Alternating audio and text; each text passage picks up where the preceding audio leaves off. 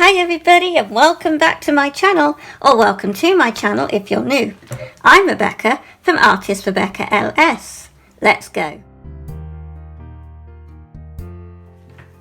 Okay guys, so today is day 12 of me using this new Arteza sketchbook. And I'm going to be giving you my opinions because I've used it long enough now to gather my view and likes and dislikes. So you find me in the middle of using a dip pen and Indian ink. And I'm going to get into my first dislike. Well, the only dislike actually about this sketchbook. And it is still about the paper.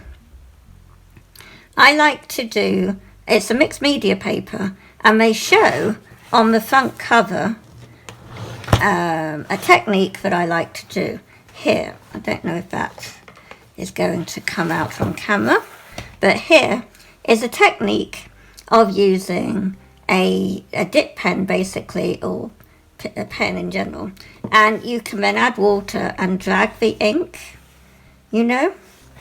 Well, I love using like water soluble pens as watercolor, but with this, whenever I put the ink, the water on top of the ink, it doesn't spread. So I'm going to show you that with this Sakura Jelly Roll. Now usually when you put it down on the paper, you can leave it for up to 2 minutes, and then you can get your water, like a damp brush that we're going to do, and usually you can drag it out and paint the whole flower, but can you see no colour is moving? Some of the glitter, because it sits on the surface, is moving, but the colour is stuck because the paper, the surface is sucking everything down. It's like a watercolour paper, so nothing sits on the top very long. And considering there are two sides to the paper, this is the smooth side, you would have thought that the rough side would have given you the opportunity, but it still doesn't. It still sucks everything from the surface right down instantly, so that there's hardly any rework time. So that is my main negative. I really wanted this to be a proper mixed media sketchbook, that you can use water-soluble media and then use your damp brush and create watercolors, because that's a lovely pen and ink technique. And you can't do pen and ink technique here. You can only use, like, say, a bottle of ink, like, say, this, and swirl here. This is the only way you're going to be able, because other than that, there's no option. It's basically paint directly with the ink, with your brush, and that's your lot. I find that disappointing because other than that, it would have been an absolute perfect sketchbook. The price is amazing.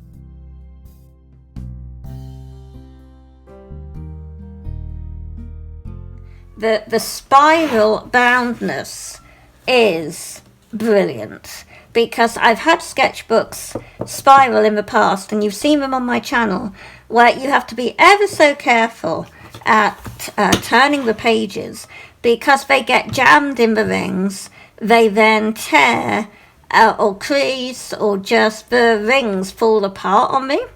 These are so sturdy, it is brilliant. And the only second negative, and that's like with all sketchbooks, it's not just this one, the corners. I will get eventually a corner trimmer thing. I wish the corners were all rounded, particularly the cover, because as I said to you, when it was delivered, my French Amazon did not put it in a bubble bag mailer. It was just shoved in like a brown paper envelope, and these corners got damaged. And it's quite sturdy cardboard backing, But you can see we've got damage at the corners and up here. One of them is more damaged than the other. It might not be this one, but you can see corners are very damaged. And of course, if you were shoving this in and out of your bag, the corners are going to get really damaged. So invest in a paper corner trimmer thing. And it's a drag. You'd have to do 60 pages. And it might not be strong enough to do the back cardboard, but it's going to protect the corners of your paintings, because I've had some of them are curling at the corner, like this last one. You have to keep it ever so flat, or you know, when you turn the page, otherwise everything is curling up, which is aggravating. So if we go back to this tester one, and we will try another water-soluble pen so that I can demonstrate what I mean. And I always use this technique with the Stabilo Pen 68 pens, and we just scribble here, and then we're supposed to be able to drag out the colour with water. But can you see there's like nothing? Only very slightly for a shadow effect. But usually in other sketchbooks it would completely bleed everywhere, and you'd have beautiful watercolours. So that is my thoughts on the Arteza Mixed Media Sketchbook. Basically, I'm still going to be buying these because I can use many techniques. I can't use my favourite technique, but I can use many others. And for a price of like €5.33, was it, in my last video, basically I think they're very worth it. Now you can see after a little time the water is spreading out around the edges of the pen, so perhaps the edges hadn't fully dried and sunk into the paper, so you are getting a bit of a technique here.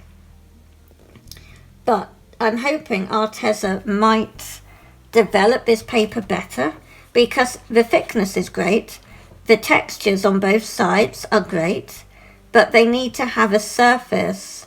Perhaps here the smooth surface needs to be so that it doesn't sink in, or obviously the rough surface, so that it sinks into the back, you know, if you see what I mean. So the rough surface here could be, it feels kind of watercolory. That could be where you can have it not seep in so quickly. And then the back one could be, you know, for a different technique, basically. But I like how that's working, but it's just not what I wanted. So with all that said, guys, I hope you have liked my opinions and thoughts on the sketchbooks. Basically, yes, very good, great value for money. I'm going to be buying them again. That's my roundup for these sketchbooks. And we're on August the 12th. Let me see how far. Oh, well, I'm like halfway through the sketchbook, and there are 60 pages, 60 sheets, which means I've got, I think, 120 pages, and I'm halfway through in 12 days. So I'm pretty excited about these sketchbooks.